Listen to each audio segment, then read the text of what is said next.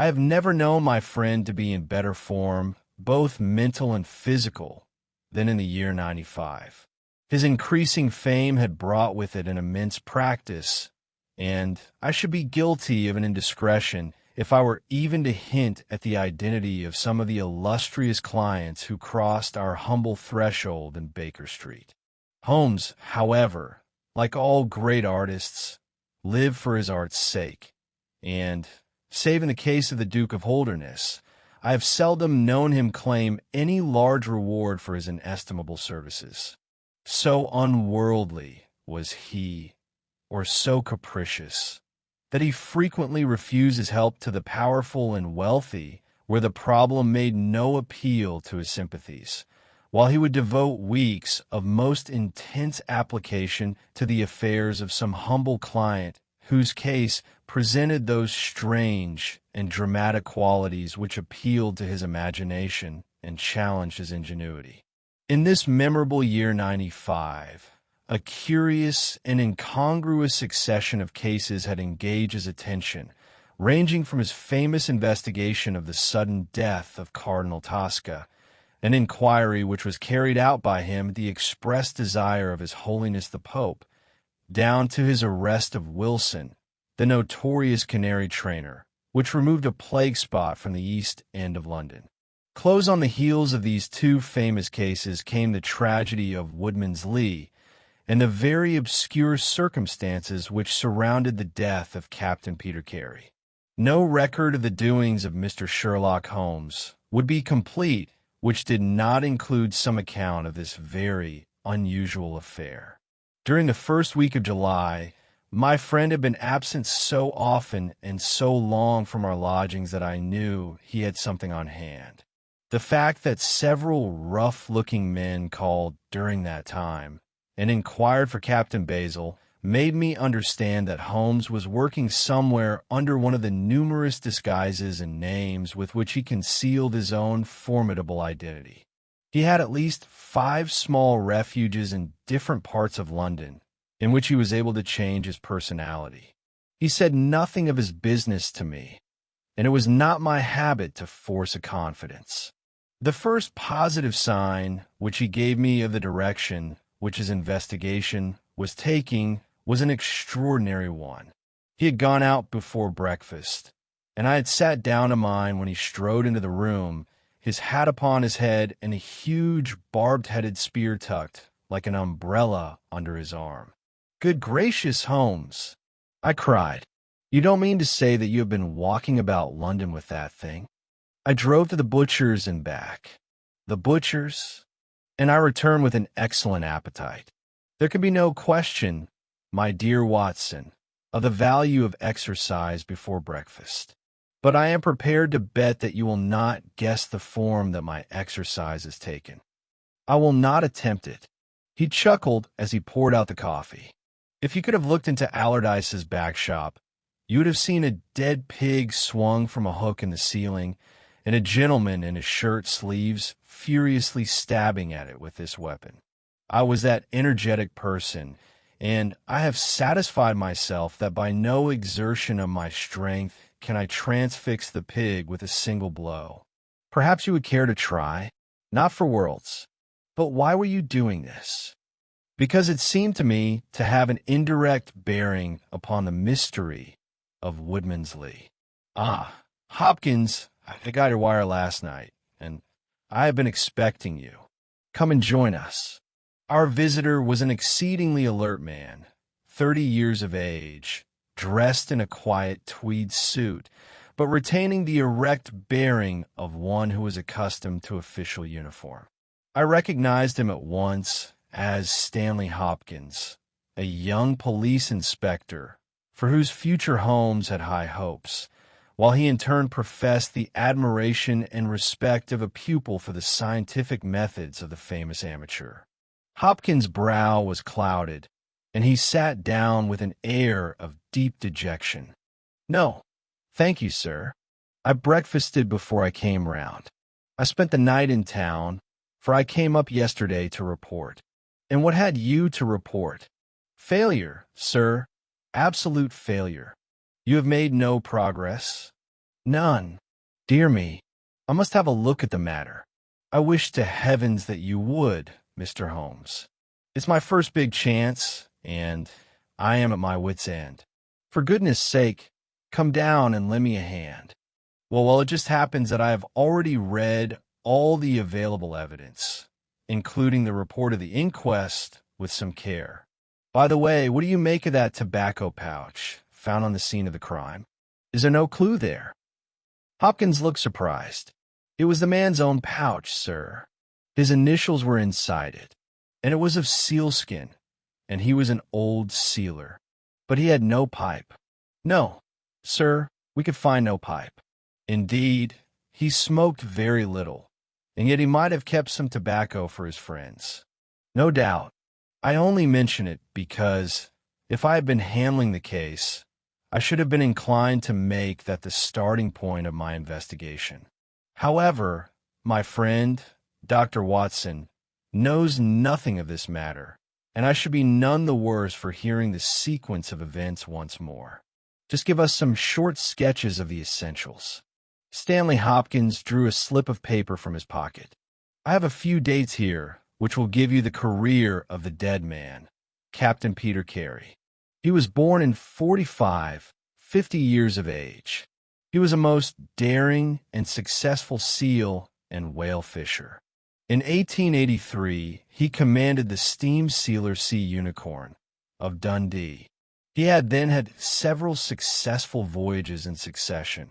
In the following year, 1884, he retired. After that, he traveled for some years, and finally he bought a small place called Woodman's Lee, near Forest Row, in Sussex. There he has lived for 6 years, and there he died just a week ago today. There are some most singular points about the man. In ordinary life, he was a strict Puritan, a silent, gloomy fellow. His household consisted of his wife, his daughter, aged 20, and 2 female servants. These last were continually changing, for it was never a very cheery situation, and sometimes it became past all bearing. The man was an intermittent drunkard, and when he had the fit on him, he was a perfect fiend.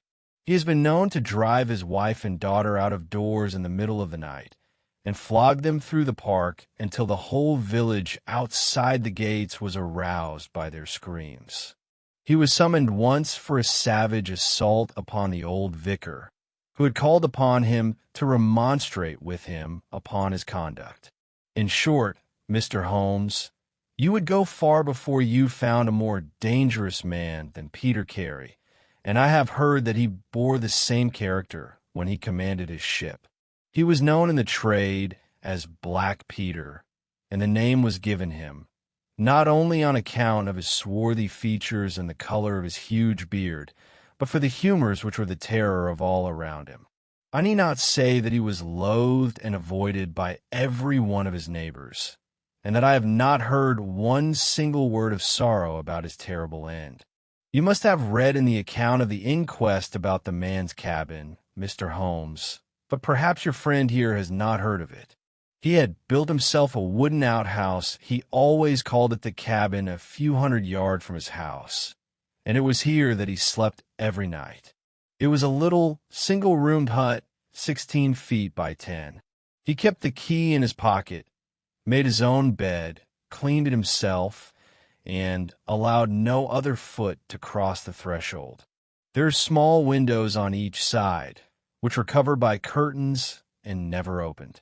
One of these windows was turned towards the high road, and when the light burned in it at night, the folk used to point it out to each other and wonder what Black Peter was doing in there. That's the window, Mr. Holmes, which gave us one of the few bits of positive evidence that came out at the inquest. You remember that a stonemason named Slater, walking from Forest Row about 1 o'clock in the morning 2 days before the murder, stopped as he passed the grounds and looked at the square of light still shining among the trees. He swears that the shadow of a man's head turned sideways was clearly visible on the blind, and that this shadow was certainly not that of Peter Carey, whom he knew well. It was that of a bearded man, but the beard was short and bristled forwards in a way very different from that of the captain. So he says, but he had been 2 hours in the public house, and it is some distance from the road to the window. Besides, this refers to the Monday, and the crime was done upon the Wednesday. On the Tuesday, Peter Carey was in one of his blackest moods, flushed with drink and as savage as a dangerous wild beast. He roamed about the house, and the women ran for it when they heard him coming. Late in the evening, he went down to his own hut. About 2 o'clock the following morning, his daughter, who slept with her window open, heard a most fearful yell from that direction, but it was no unusual thing for him to bawl and shout when he was in drink, so no notice was taken.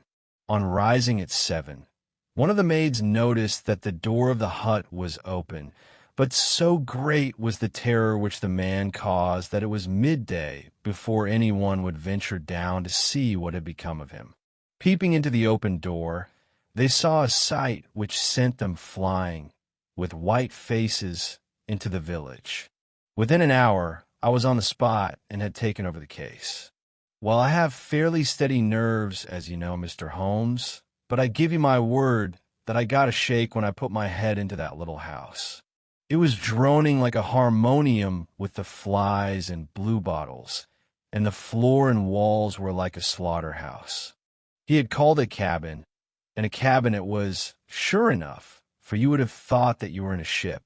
There was a bunk at one end, a sea chest, maps and charts, a picture of the sea unicorn, a line of logbooks on a shelf, all exactly as one would expect to find in a captain's room. And there, in the middle of it, was the man himself, his face twisted like a lost soul in torment, and his great brindled beard stuck upwards in his agony. Right through his broad breast a steel harpoon had been driven, and it had sunk deep into the wood of the wall behind him. He was pinned like a beetle on a card. Of course, he was quite dead, and had been so from the instant that he had uttered that last yell of agony. I know your methods, sir, and I applied them. Before I permitted anything to be moved, I examined most carefully the ground outside and also the floor of the room. There were no footmarks, meaning that you saw none. I assure you, sir, that there were none. My good Hopkins, I have investigated many crimes, but I have never yet seen one which was committed by a flying creature. As long as the criminal remains upon 2 legs, so long must there be some indentation, some abrasion, some trifling displacement which can be detected by the scientific searcher. It is incredible that this blood-bespattered room contained no trace which could have aided us. I understand, however, from the inquest that there were some objects which you failed to overlook. The young inspector winced at my companion's ironical comments. I was a fool not to call you in at the time, Mr. Holmes. However, that's past praying for now. Yes, there were several objects in the room which called for special attention. One was the harpoon with which the deed was committed. It had been snatched down from a rack on the wall. 2 others remained there, and there was a vacant place for the third. On the stock was engraved Sea Unicorn, Dundee. This seemed to establish that the crime had been done in a moment of fury, and that the murderer had seized the first weapon which came in his way. The fact that the crime was committed at 2 in the morning, and yet Peter Carey was fully dressed, suggested that he had an appointment with the murderer, which is borne out by the fact that a bottle of rum and 2 dirty glasses stood upon the table. Yes, said Holmes, I think that both inferences are permissible. Was there any other spirit but rum in the room?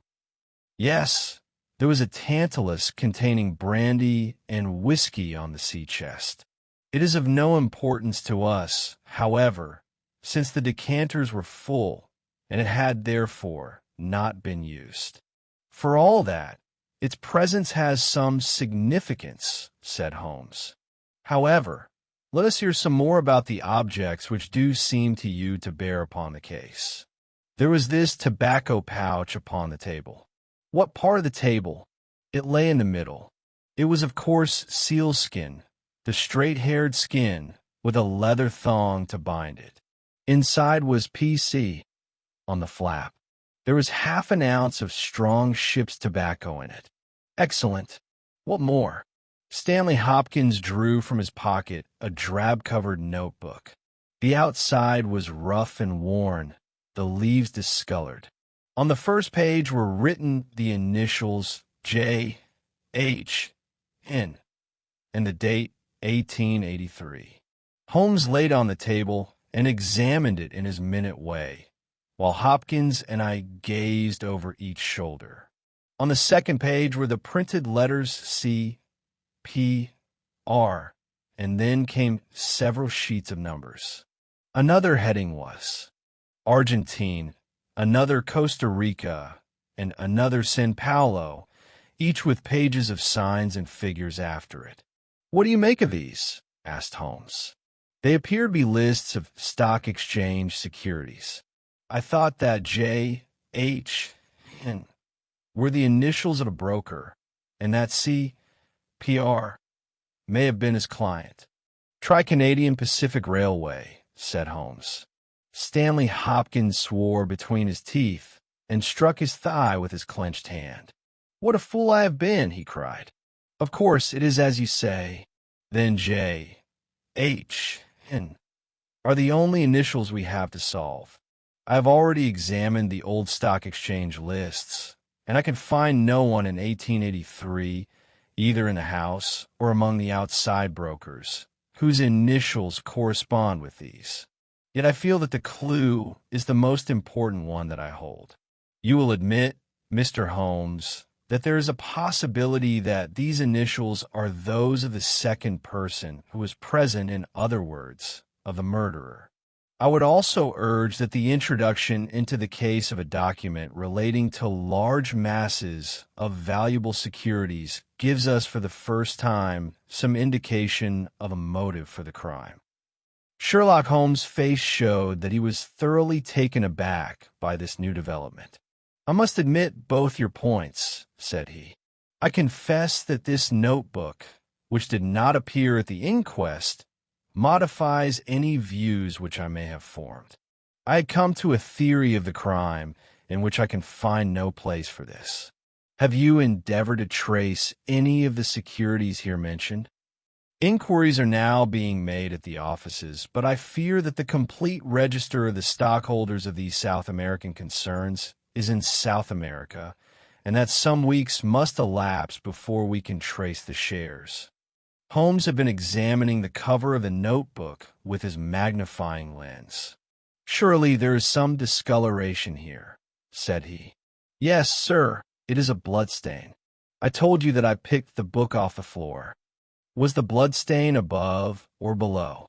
"On the side next the boards." "Which proves, of course, that the book was dropped after the crime was committed."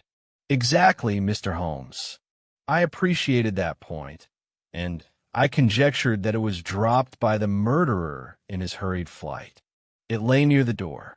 I suppose that none of these securities have been found among the property of the dead man?" "No, sir." "Have you any reason to suspect robbery?" "No, sir. Nothing seemed to have been touched." "Dear me, it is certainly a very interesting case. Then there was a knife, was there not? A sheath knife, still in its sheath. It lay at the feet of the dead man. Mrs. Carey has identified it as being her husband's property." Holmes was lost in thought for some time. "Well," said he at last, "I suppose I shall have to come out and have a look at it." Stanley Hopkins gave a cry of joy. "Thank you, sir. That will, indeed, be a weight off my mind." Holmes shook his finger at the inspector. "It would have been an easier task a week ago," said he. "But even now my visit may not be entirely fruitless. Watson, if you can spare the time, I should be very glad of your company. If you will call a four-wheeler, Hopkins, we shall be ready to start for Forest Row in a quarter of an hour." Alighting at the small wayside station, we drove for some miles through the remains of widespread woods, which were once part of that great forest which for so long held the Saxon invaders at bay. The impenetrable Weald, for 60 years the bulwark of Britain. Vast sections of it have been cleared, for this is the seat of the first ironworks of the country, and the trees have been felled to smelt the ore. Now the richer fields of the north have absorbed the trade, and nothing save these ravaged groves and great scars in the earth show the work of the past. Here, in a clearing upon the green slope of a hill, stood a long, low, stone house, approached by a curving drive running through the fields. Near the road, and surrounded on 3 sides by bushes, was a small outhouse, 1 window, and the door facing in our direction. It was the scene of the murder. Stanley Hopkins led us first to the house, where he introduced us to a haggard, gray-haired woman, the widow of the murdered man, whose gaunt and deep-lined face, with a furtive look of terror in the depths of her red-rimmed eyes, told of the years of hardship and ill usage which she had endured. With her was her daughter, a pale, fair-haired girl, whose eyes blazed defiantly at us as she told us that she was glad that her father was dead, and that she blessed the hand which had struck him down. It was a terrible household that Black Peter Carey had made for himself, and it was with a sense of relief that we found ourselves in the sunlight again, and making our way along a path which had been worn across the fields by the feet of the dead man. The outhouse was the simplest of dwellings, wooden-walled, shingle-roofed, 1 window beside the door and 1 on the farther side. Stanley Hopkins drew the key from his pocket and had stooped to the lock, when he paused with a look of attention and surprise upon his face. "Someone has been tampering with it," he said. There could be no doubt of the fact. The woodwork was cut, and the scratches showed white through the paint, as if they had been that instant done. Holmes had been examining the window. Someone has tried to force this also. Whoever it was has failed to make his way in. He must have been a very poor burglar. "This is a most extraordinary thing," said the inspector. "I could swear that these marks were not here yesterday evening. Some curious person from the village, perhaps. I shuggest. Very unlikely. Few of them would dare to set foot in the grounds, far less try to force their way into the cabin. What do you think of it, Mr. Holmes?" "I think that fortune is very kind to us." "You mean that the person will come again?" "It is very probable. He came expecting to find the door open. He tried to get in with the blade of a very small penknife. He could not manage it. What would he do? Come again next night with a more useful tool. So, I should say, it will be our fault if we are not there to receive him. Meanwhile, let me see the inside of the cabin." The traces of the tragedy had been removed, but the furniture within the little room still stood as it had been on the night of the crime. For 2 hours, with most intense concentration, Holmes examined every object in turn, but his face showed that his quest was not a successful one. Once only he paused in his patient investigation.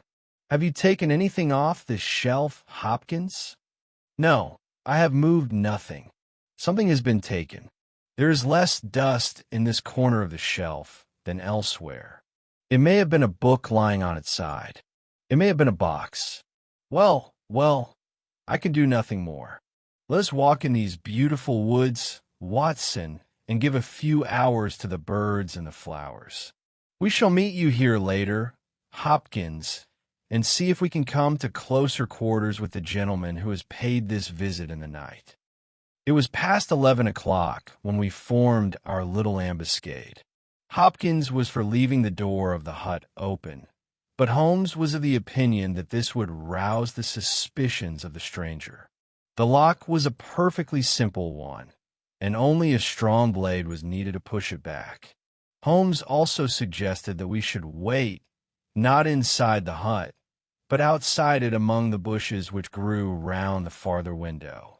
In this way, we should be able to watch our man if he struck a light and see what his object was in this stealthy, nocturnal visit. It was a long and melancholy vigil, and yet brought with it something of the thrill which the hunter feels when he lies beside the water pool and waits for the coming of the thirsty beast of prey. What savage creature was it which might steal upon us out of the darkness? Was it a fierce tiger of crime, which could only be taken fighting hard with flashing fang and claw, or would it prove to be some skulking jackal, dangerous only to the weak and unguarded? In absolute silence we crouched amongst the bushes, waiting for whatever might come. At first the steps of a few belated villagers, or the sound of voices from the village, lightened our vigil.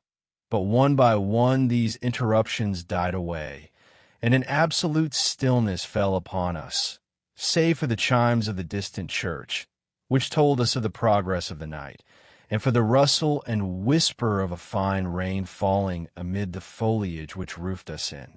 2:30 had chimed, and it was the darkest hour which precedes the dawn, when we all started as a low but sharp click came from the direction of the gate. Someone had entered the drive.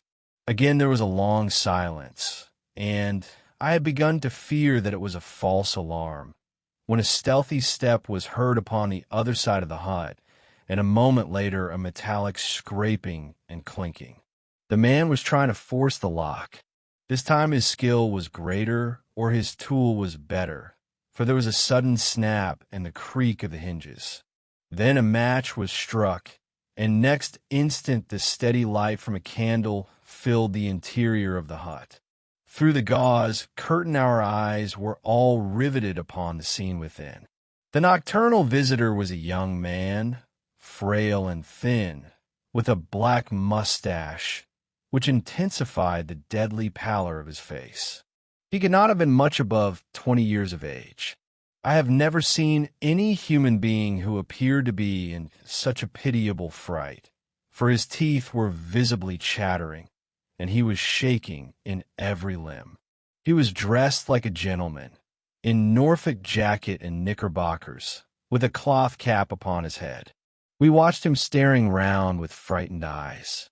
Then he laid the candle end upon the table, and disappeared from our view into one of the corners. He returned with a large book, one of the log books which formed a line upon the shelves. Leaning on the table, he rapidly turned over the leaves of this volume until he came to the entry which he sought. Then, with an angry gesture of his clenched hand, he closed the book, replaced it in the corner, and put out the light. He had hardly turned to leave the hut when Hopkins' hand was on the fellow's collar, and I heard his loud gasp of terror as he understood that he was taken. The candle was relit, and there was our wretched captive, shivering and cowering in the grasp of the detective. He sank down upon the sea chest, and looked helplessly from one of us to the other. "Now, my fine fellow," said Stanley Hopkins, "who are you, and what do you want here?"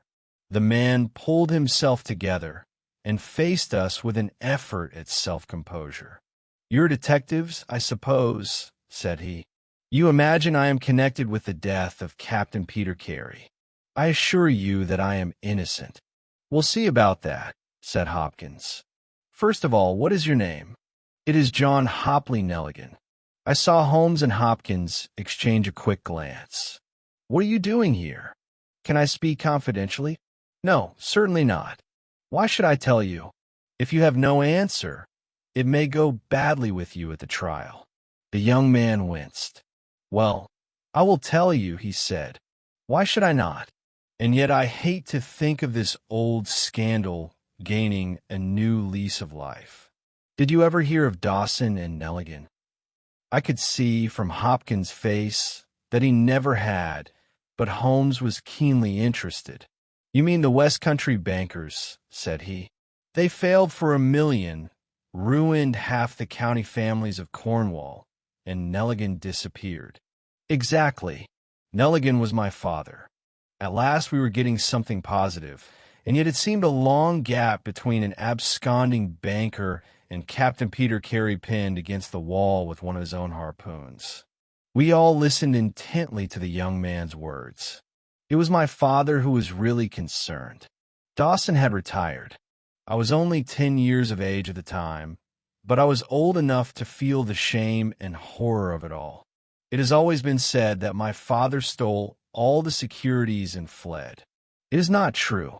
It was his belief that if he were given time in which to realize them, all would be well and every creditor paid in full. He started in his little yacht for Norway just before the warrant was issued for his arrest. I can remember that last night when he bade farewell to my mother. He left us a list of the securities he was taking, and he swore that he would come back with his honor cleared, and that none who had trusted him would suffer. Well, no word was ever heard from him again. Both the yacht and he vanished utterly. We believed, my mother and I, that he in it with the securities that he had taken with him were at the bottom of the sea. We had a faithful friend, however, who is a businessman, and it was he who discovered some time ago that some of the securities which my father had with him had reappeared on the London market. You can imagine our amazement.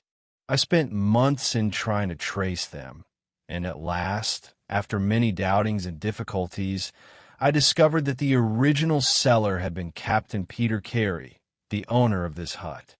Naturally, I made some inquiries about the man.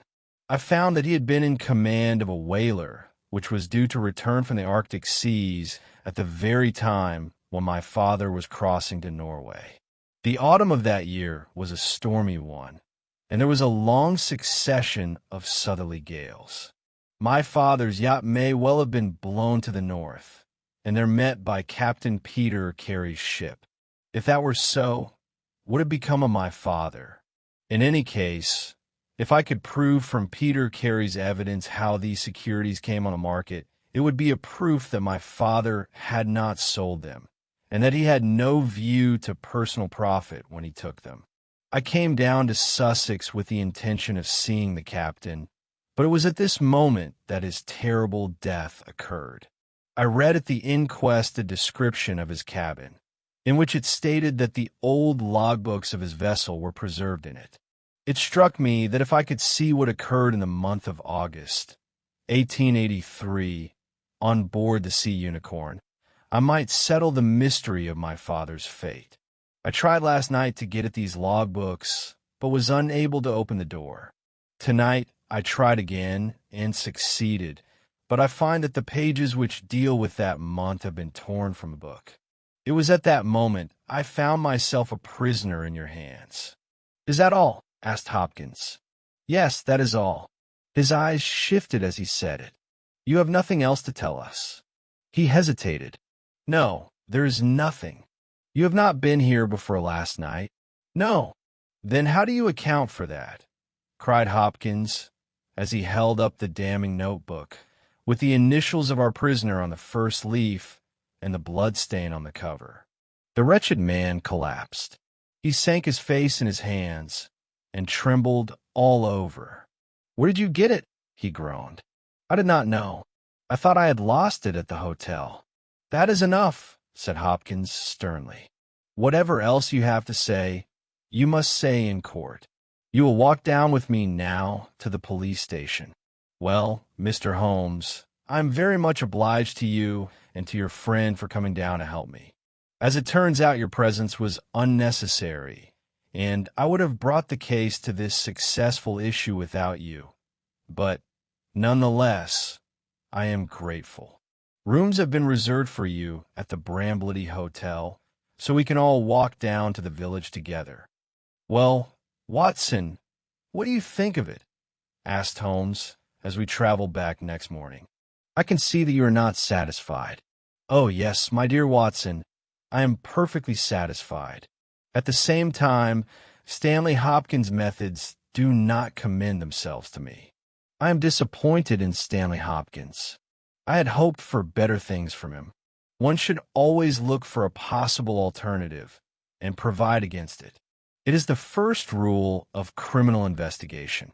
"What Then is the alternative, the line of investigation which I have myself been pursuing. It may give us nothing. I cannot tell, but at least I shall follow it to the end. Several letters were waiting for Holmes at Baker Street. He snatched one of them up, opened it, and burst out into a triumphant chuckle of laughter. "Excellent, Watson. The alternative develops. Have you telegraph forms? Just write a couple of messages for me. Sumner, shipping agent, Ratcliffe Highway. Send 3 men on to arrive 10 tomorrow morning. Basil. That's my name in those parts. The other is Inspector Stanley Hopkins, 46 Lord Street, Brixton. Come breakfast tomorrow at 9:30. Important. Wire if unable to come. Sherlock Holmes." There, Watson, this infernal case has haunted me for 10 days. I hereby banish it completely from my presence. Tomorrow, I trust that we shall hear the last of it forever. Sharp at the hour named, Inspector Stanley Hopkins appeared, and we sat down together to the excellent breakfast which Mrs. Hudson had prepared. The young detective was in high spirits at his success. "You really think that your solution must be correct?" asked Holmes. "I could not imagine a more complete case. It did not seem to me conclusive." "You astonish me, Mr. Holmes. What more could one ask for? Does your explanation cover every point?" "Undoubtedly. I find that young Nelligan arrived at the Bramblety Hotel on the very day of the crime. He came on the pretense of playing golf. His room was on the ground floor, and he could get out when he liked. That very night he went down to Woodman's Lee, saw Peter Carey at the hut, quarreled with him, and killed him with the harpoon. Then, horrified by what he had done, he fled out of the hut, dropping the notebook which he had brought with him in order to question Peter Carey about these different securities. You may have observed that some of them were marked with ticks, and the others, the great majority, were not. Those which are ticked have been traced on the London market, but the others, presumably, were still in the possession of Carey, and young Nelligan, according to his own account, was anxious to recover them in order to do the right thing by his father's creditors. After his flight, he did not dare to approach the hut again for some time, but at last he forced himself to do so in order to obtain the information which he needed. Surely that is all simple and obvious." Holmes smiled and shook his head. "It seems to me to have only one drawback, Hopkins, and that is that it is intrinsically impossible. Have you tried to drive a harpoon through a body?" "No." "Tut, tut, my dear sir, you must really pay attention to these details. My friend Watson could tell you that I spent a whole morning in that exercise. It is no easy matter, and requires a strong and practiced arm. But this blow was delivered with such violence that the head of the weapon sank deep into the wall. Do you imagine that this anemic youth was capable of so frightful an assault? Is he the man who hobnobbed in rum and water with Black Peter in the dead of the night? Was it his profile that was seen on the blind 2 nights before? No, no. Hopkins, it is another and more formidable person for whom we must seek." The detective's face had grown longer and longer during Holmes' speech. His hopes and his ambitions were all crumbling about him, but he would not abandon his position without a struggle. "You can't deny that Nelligan was present that night, Mr. Holmes. The book will prove that. I fancy that I have evidence enough to satisfy a jury, even if you are able to pick a hole in it. Besides, Mr. Holmes, I have laid my hand upon my man. As to this terrible person of yours, where is he?" "I rather fancy that he is on the stair," said Holmes serenely. "I think, Watson, that you would do well to put that revolver where you can reach it." He rose and laid a written paper upon a side table. "Now we are ready," said he. There had been some talking in gruff voices outside, And now Mrs. Hudson opened the door to say that there were 3 men inquiring for Captain Basil. "Show them in one by one," said Holmes. The first who entered was a little Ribston Pippin of a man, with ruddy cheeks and fluffy white side whiskers. Holmes had drawn a letter from his pocket. "What name?" he asked. "James Lancaster." "I am sorry, Lancaster, but the berth is full. Here is half a sovereign for your trouble. Just step into this room and wait there for a few minutes." The second man was a long, dried-up creature with lank hair and sallow cheeks. His name was Hugh Pattens. He also received his dismissal, his half-sovereign, and the order to wait. The third applicant was a man of remarkable appearance. A fierce bulldog face was framed in a tangle of hair and beard, and 2 bold, dark eyes gleamed behind the cover of thick, tufted, overhung eyebrows. He saluted and stood sailor fashion, turning his cap round in his hands. "Your name?" asked Holmes. "Patrick Cairns. Harpooner." "Yes, sir." 26 voyages. "Dundee, I suppose?" "Yes, sir." "And ready to start with an exploring ship?" "Yes, sir." "What wages?" £8 a month." "Could you start at once?" "As soon as I get my kit." "Have you your papers?" "Yes, sir." He took a sheaf of worn and greasy forms from his pocket. Holmes glanced over them and returned them. "You are just the man I want," said he. "Here's the agreement on the side table. If you sign it, the whole matter will be settled." The seaman lurched across the room and took up the pen. "Shall I sign here?" he asked, stooping over the table.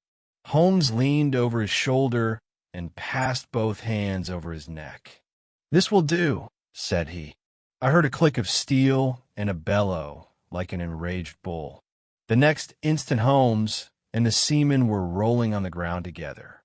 He was a man of such gigantic strength that, even with the handcuffs which Holmes had so deftly fastened upon his wrists, he would have very quickly overpowered my friend at Hopkins, and I not rushed to his rescue. Only when I pressed the cold muzzle of the revolver to his temple did he at last understand that resistance was vain. We lashed his ankles with cord and rose breathless from a struggle. "I must really apologize, Hopkins," said Sherlock Holmes. "I fear that the scrambled eggs are cold. However, you will enjoy the rest of your breakfast all the better, will you not, for the thought that you have brought your case to a triumphant conclusion?" Stanley Hopkins was speechless with amazement. "I don't know what to say, Mr. Holmes," he blurted out at last, with a very red face. "It seems to me that I have been making a fool of myself from the beginning. I understand now what I should never have forgotten, that I am the pupil and you are the master. Even now I see what you have done, but I don't know how you did it, or what it signifies." "Well, well," said Holmes, good-humoredly, "we all learn by experience, and your lesson this time is that you should never lose sight of the alternative. You were so absorbed in young Nelligan that you could not spare a thought to Patrick Cairns, the true murderer of Peter Carey." The hoarse voice of the seaman broke in on our conversation. "See here, mister," said he, "I make no complaint of being manhandled in this fashion, but I would have you call things by their right names. You say I murdered Peter Carey. I say I killed Peter Carey, and there's all the difference. Maybe you don't believe what I say. Maybe you think I'm just slinging you a yarn." "Not at all," said Holmes. "Let us hear what you have to say. It's soon told, and by the Lord, every word of it is truth. I knew Black Peter, and when he pulled out his knife, I whipped a harpoon through him sharp, for I knew that it was him or me. That's how he died. You can call it murder. Anyhow, I'd as soon die with a rope round my neck as with Black Peter's knife in my heart." "How came you there?" asked Holmes. "I'll tell it you from the beginning. Just sit me up a little, so as I can speak easy. It was in '83 that it happened, August of that year. Peter Carey was master of the Sea Unicorn, and I was spare harpooner. We were coming out of the ice pack on our way home, with headwinds and a week's southerly gale, when we picked up a little craft that had been blown north. There was one man on her, a landsman. The crew had thought she would founder, and had made for the Norwegian coast in the dinghy. I guess they were all drowned. Well, we took him on board, this man, and he and the skipper had some long talks in the cabin. All the baggage we took off with him was one tin box. So far as I know, the man's name was never mentioned, and on the second night he disappeared as if he had never been. It was given out that he had either thrown himself overboard or fallen overboard in the heavy weather that we were having. Only one man knew what had happened to him, and that was me, for with my own eyes I saw the skipper tip up his heels and put him over the rail in the middle watch of a dark night, 2 days before we sighted the Shetland lights. Well, I kept my knowledge to myself and waited to see what would come of it. When we got back to Scotland, it was easily hushed up, and nobody asked any questions. A stranger died by accident, and it was nobody's business to inquire. Shortly after Peter Carey gave up the sea, and it was long years before I could find where he was. I guess that he had done the deed for the sake of what was in that tin box, and that he could afford now to pay me well for keeping my mouth shut. I found out where he was through a sailorman that had met him in London, and down I went to squeeze him. The first night he was reasonable enough, and was ready to give me what would make me free of the sea for life. We were to fix it all 2 nights later. When I came, I found him 3 parts drunk and in a vile temper.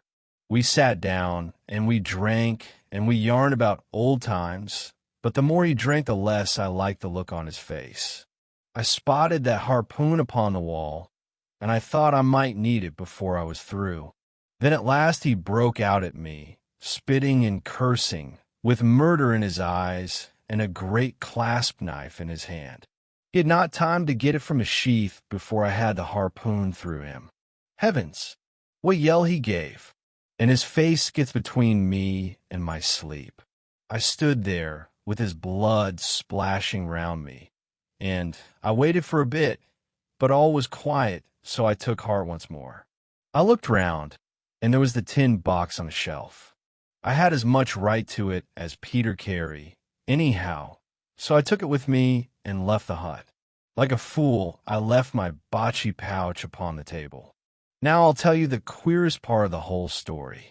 I had hardly got outside the hut when I heard someone coming, and I hid among the bushes. A man came slinking along, went into the hut, gave a cry as if he had seen a ghost, and legged it as hard as he could run until he was out of sight. Who he was or what he wanted is more than I can tell. For my part, one walked 10 miles, got a train at Tunbridge Wells, and so reached London, and no one the wiser. Well, when I came to examine the box, I found there was no money in it, and nothing but papers that I would not dare to sell. I had lost my hold on Black Peter, and was stranded in London without a shilling. There was only my trade left. I saw these advertisements about harpooners and high wages, so I went to the shipping agents, and they sent me here. That's all I know, and I say again that if I killed Black Peter, the law should give me thanks, for I saved them the price of a hempen rope. A very clear statement, said Holmes, rising and lighting his pipe. I think, Hopkins, that you should lose no time in conveying your prisoner to a place of safety. This room is not well adapted for a cell, and Mr. Patrick Cairns occupies too large a proportion of our carpet. Mr. Holmes, said Hopkins, I do not know how to express my gratitude. Even now, I do not understand how you attain this result. Simply by having the good fortune to get the right clue from the beginning. It is very possible if I had known about this notebook, it might have led away my thoughts, as it did yours.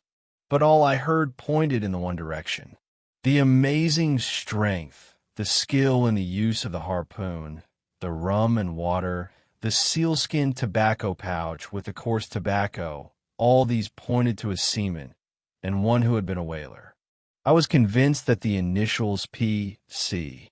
upon the pouch were a coincidence, and not those of Peter Carey, since he seldom smoked, and no pipe was found in his cabin. You remember that I asked whether whiskey and brandy were in the cabin. You said they were. How many landsmen are there who would drink rum when they could get these other spirits? Yes, I was certain it was a seaman. And how did you find him? My dear sir, the problem had become a very simple one. If it were a seaman, it could only be a seaman who had been with him on the Sea Unicorn. So far as I could learn, he had sailed in no other ship. I spent 3 days in wiring to Dundee, and at the end of that time, I had ascertained the names of the crew of the Sea Unicorn in 1883. When I found Patrick Cairns among the harpooners, my research was nearing its end. I argued that the man was probably in London, and that he would desire to leave the country for a time. I therefore spent some days in the East End, devised an Arctic expedition, put forth tempting terms for harpooners who would serve under Captain Basil, and behold the result. "Wonderful!" cried Hopkins. "Wonderful! You must obtain the release of young Nelligan as soon as possible," said Holmes. "I confess that I think you owe him some apology. The tin box must be returned to him, but, of course, the securities which Peter Carey has sold are lost forever.